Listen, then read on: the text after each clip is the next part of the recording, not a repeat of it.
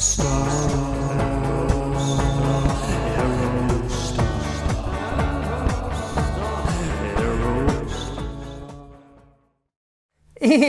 welcome back to Janky AF and Year of the Aerostar, episode number 58.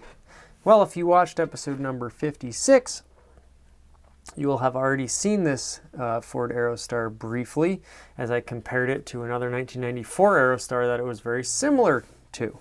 And thank you, Janky, thank you again to Chris Mert, because this was the Aerostar that he originally sent to me. And now I have tracked it down in its own dedicated marketplace post. And we're going to talk about it today.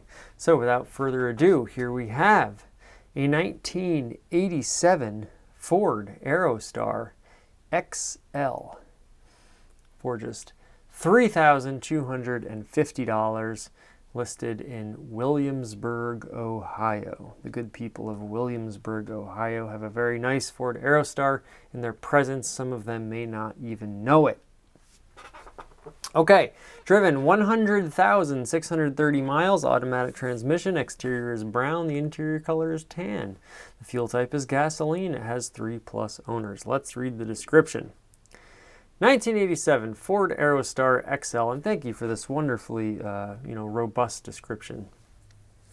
1987 Ford Aerostar XL 3.0 V6 automatic transmission, all original, very clean, great project vehicle. I'm third owner. I hate to sell it and bought to restore for a cool van, but have other opportunities now and no time to focus on it.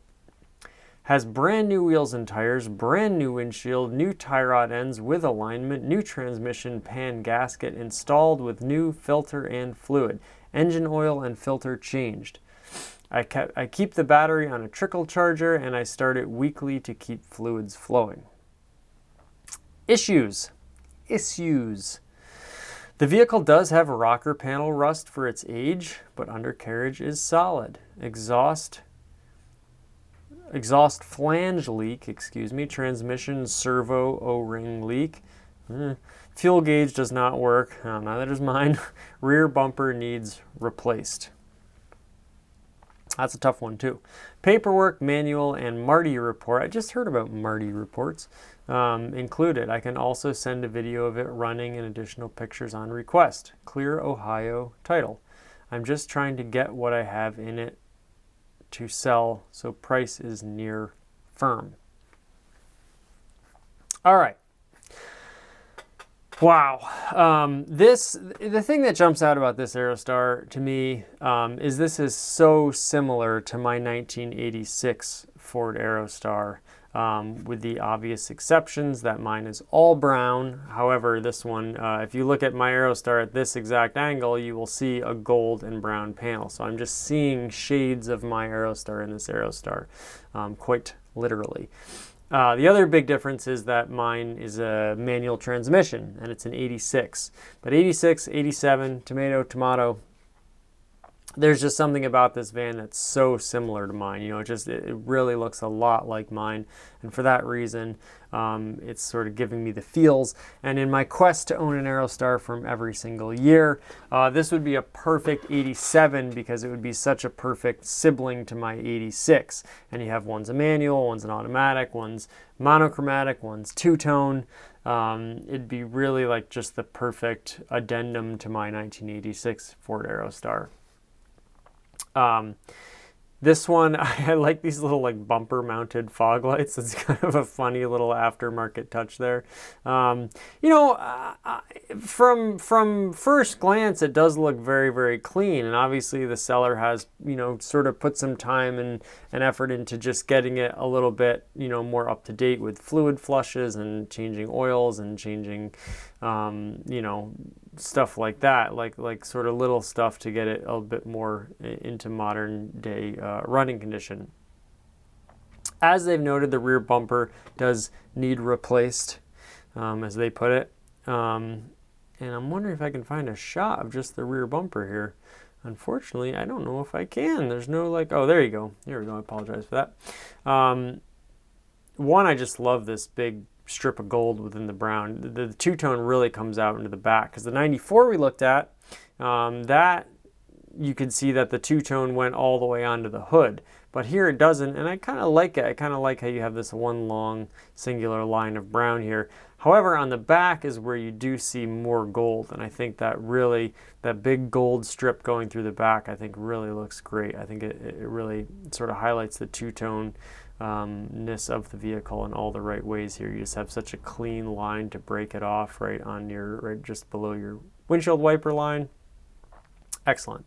Yes, this rear bumper, is this salvageable? Maybe, with a lot of really, really creative Bondo and plastic work, you could probably get that. Looks like your spare tire's still under there. Salvaged, but certainly will be, a big strip of zip tape with duct tape on top of the zip tape, or the zip tie rather. This is a tricky little so-and-so here. Like there's this dent here. I mean, you can take care of that, but there's quite a bit of bubbling going up here. Not the end of the world, but if you look on the other side, that's weird. I'll try to find it. Yeah, that's quite a bit on your rocker there, and it looks like it's almost even starting to separate from the vehicle. Again, not the end of the world, but for the price, we've seen a couple of Aerostars that are like near mint condition for like around $5,000-$6,000. Do you spend $5,000 or $6,000 on one that's near mint, or do you spend $3,000 on one that's needs a little bit of work? This is one of the unfortunate realities of classic car buying, is that the more a car is perfect, the sort of better it is to buy, because the way the prices work, you just never, when you put money into a car yourself, unless it's some like really well-known classic, it's hard to get that money back out on the other side, because there's usually someone selling one that's already better than yours for not that much more than you have into it your own. And that's just a funny economic thing in general. That's kind of how economics works in a capitalistic society. And, it's rather unfortunate, because people who have less means tend to get less value for the same price, if you think about it. You buy a cheaper vehicle, you fix it up. Now, again, the sort of loophole to that is, if you just buy something and then keep it yourself and fix it up, it doesn't really matter what it's worth, because it's just something that you have, and you got it at a much lower price than it would have cost you to buy something that's already perfect, and you've put your time and sweat equity into it. So again, not to get all philosophical here, but it is just interesting to see the price and what you're getting for it, and what you could get for just a little bit more than that. However, those other Aerostars are not this Aerostar, and they certainly won't have that sort of like old school 80s panache that this one does. Again, this interior, not quite as nice as the 94 we looked at, but certainly much nicer than my 86. And I won't tell you how much I bought that for. But as you can see, this molding, it starts to peel and bend and warp, and it doesn't sort of fit exactly how it's supposed to fit anymore. That being said, the headliner's in great condition, and the seats all look to be in very, very good condition too. Overall, very clean interior. I love these wheels. The only thing I'll say about these wheels, they're almost a little bit too nice. They're almost like too perfect for what the rest of the car is. As you can see, more sort of like bubbling. And that's the thing, is I don't know how you really go about fixing this. I'm sure it can be done if it can just be sanded down and sort of some filler put in there and painted, but it's in quite a few areas. So it's just, I'm guessing it'd be like, but it's all kind of on the lower section. So I don't know, maybe it's not that bad. Maybe to get all this rust sorted out wouldn't actually be, that bad. But even as is, it's still really good look. I mean, this is another reason why this is so much like my 86, is that there's just a lot of little things wrong with it that sort of all add up. And this is much nicer, actually, quite honestly, than my 86. But you have the same sort of clear coat fade that's going on here. But overall, I don't know, there's something about the 80s ones that are different, even though the grill's a little bit different, but there's something about them. I don't know if it's the paint or like, you know, the headlights are sunk in instead of flush. They just look a little bit jankier. Maybe the body panels aren't quite as tight, but there's something about the 80s ones, the early ones, that I really like too. I don't know, they just have a feel to them. They seem more, a little bit more analog and a little bit more simple or bare bones or Spartan in a way. It's funny how much a car, though, even though the Aerostar is a singular vehicle, it always looks the same, and it always sort of has that, you know, single identifiable shape. From 86 to 97, you do see such like a pretty big, if you really look closely and really study them, you see the modernization of the Aerostar along the way. And that's kind of cool because Ford was always just like tweaking it a little bit and advancing the technology and making them that much better every year. So I think like even within this, again, one singular design, if you were to buy one from every year, it would be really cool to see as things progressed, as time progressed, how things got like sort of tightened up and modernized. And I think for that reason, 86 and 87 in particular are really cool because it was the first 2 years. Now, I read on Wikipedia a million times that 86 and 87 didn't offer, all they offered was the 4-cylinder inline 4, which mine has, fuel injected, and the 2.8 carbureted Cologne V6. I have seen so many Aerostars now from doing this program from 86 and 87 that claim to be offering the 3-liter V6 engine, fuel injected, that I have to believe now, and I don't know if we have any pictures of the engine in this listing, unfortunately not. I have to believe now, but let's see, yeah, look at this. It says right in the, you know, 3-liter EFI, electronic fuel injection V6 engine. So I don't know, whoever wrote that on Wikipedia, I don't think they're right. I think Ford offered, I'm not sure about 86, but at least from 87, that the 3-liter was offered. That or was somehow replaced in all of them, you know, but now I'm thinking the 2.8 was like super rare, and the 4-cylinder super rare, because I thought that at least in all 86 and 87s you'd get one of those two engines, but now it seems like so many of these 86 and 87s actually had the 3-liter engine, which means the 4-cylinder and 2.8 liter V6 carbureted, both those engines must be incredibly rare, because I would imagine most people probably would have gotten the 3-liter V6 as an option if they could, because it's more powerful, and if you want V6 engine, it's fuel injected. The other V6 was carbureted. So just really interesting though. You know, obviously Wikipedia is not like the objective truth of everything. Obviously there's errors on it, but you sort of get used to just trusting Wikipedia.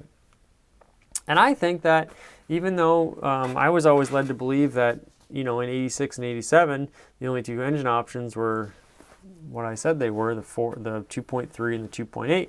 It seems as though, based on, you know, quite a bit of anecdotal, but you know, robust anecdotal evidence that the 3-liter was available. So that's interesting. And this one has it, apparently.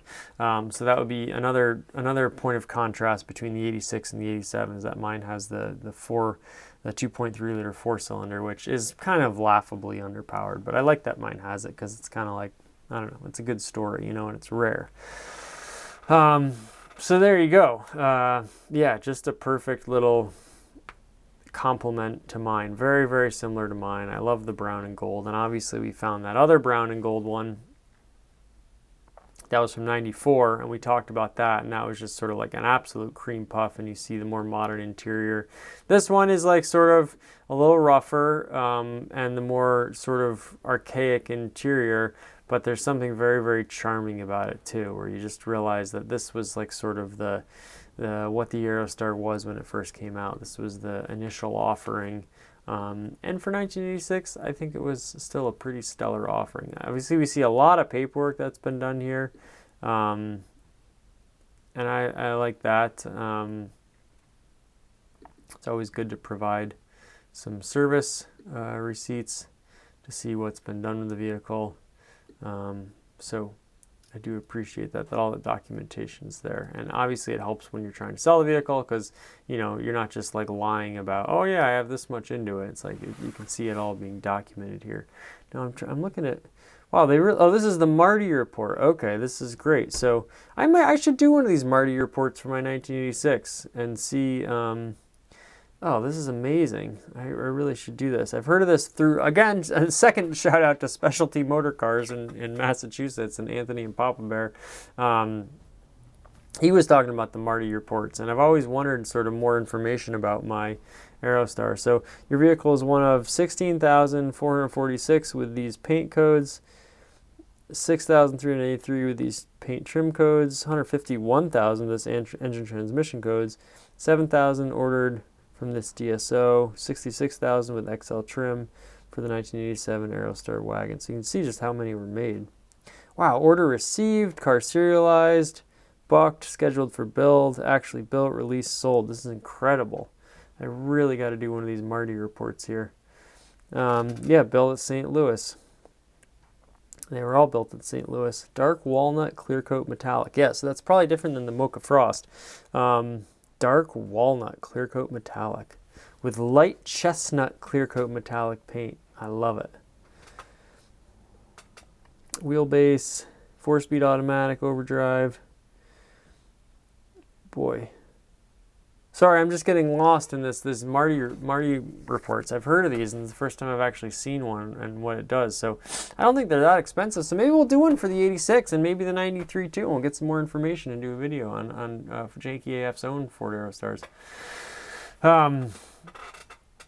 All right, there you have it. Let's go back to the main title screen here and see this beautiful Aerostar. Just absolutely stunning. 1987 Ford Aerostar XL. Janky do thank you again to Crease Mert for sending this my way, and we love the little Aerostar community that I won't say is grown up around this, but that just has sort of naturally, organically developed, and I consider myself fortunate to be part of that little community. There you have it. A lot of cool Aerostars coming down the pike. Really appreciate everyone watching. And this, of course, has been Year of the Aerostar here on Janky AF. We'll have another one very soon. And until then, Janky do thanky.